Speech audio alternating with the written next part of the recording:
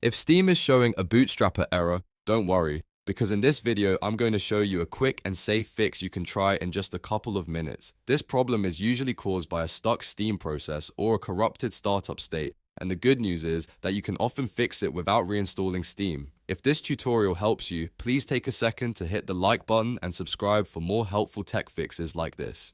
Alright, let's jump right in. First, press Ctrl, Shift and Escape on your keyboard to open Task Manager.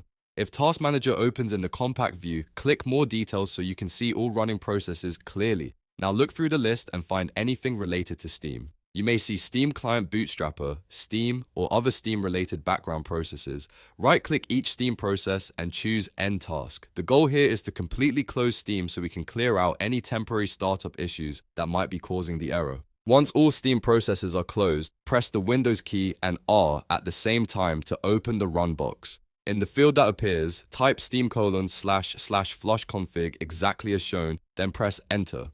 This command tells Steam to clear and refresh its configuration cache, which can help fix Bootstrapper problems and launch issues. After you press Enter, Steam may close or restart automatically. That is normal. Give it a moment to relaunch and rebuild its settings. When Steam opens again, check whether the Bootstrapper error is gone. In many cases, this simple reset is enough to get Steam working properly again. If the error still appears, you can repeat the process one more time and make sure every Steam process was fully closed before running the flushconfig command. Also, be careful to type the command correctly, because even a small typo can prevent it from working.